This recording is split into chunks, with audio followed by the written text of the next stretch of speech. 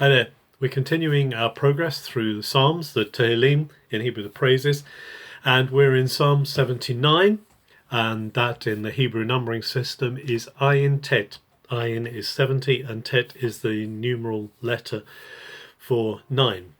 And this is a psalm of Asaph, Mizmor Asaph.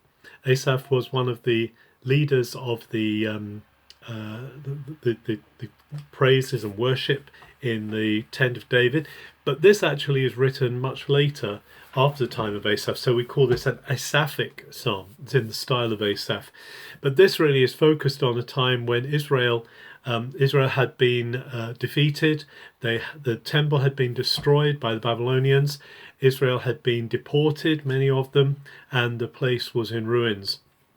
And so the first verse really sets that scene by saying the nations, the heathen, have come into your inheritance. They've plundered your temple, God. They've destroyed it. They've left Jerusalem, the Iyim, that says in heaps, in ruins.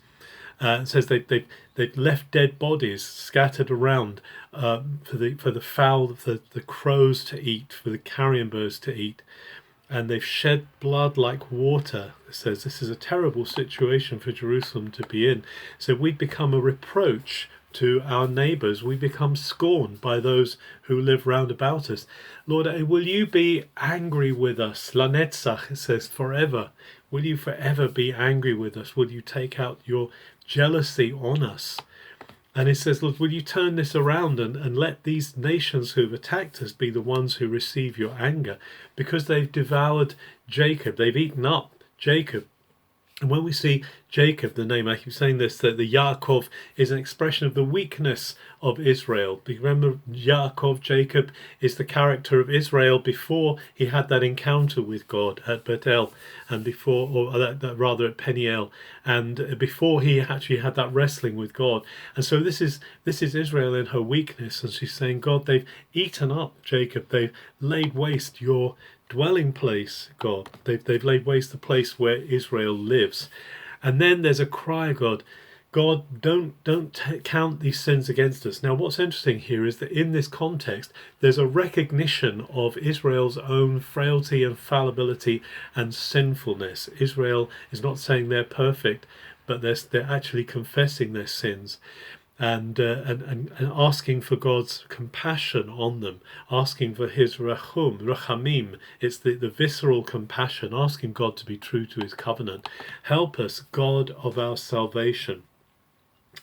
Elohei Yishenu, God of our rescue, God of our deliverance, and purge away our sins, take away our sins. Why should the nations say, where is your God? God, this is going to lead nations to question whether you actually exist, whether you are really there. Lord, be known among these nations by revenging, by bringing back on their heads the blood that they've shed. And so that we, the people, your people, the sheep of your pasture, the people who you've called to be your people, will actually be able to thank you and to return thanks to you and express your praise for generations to come.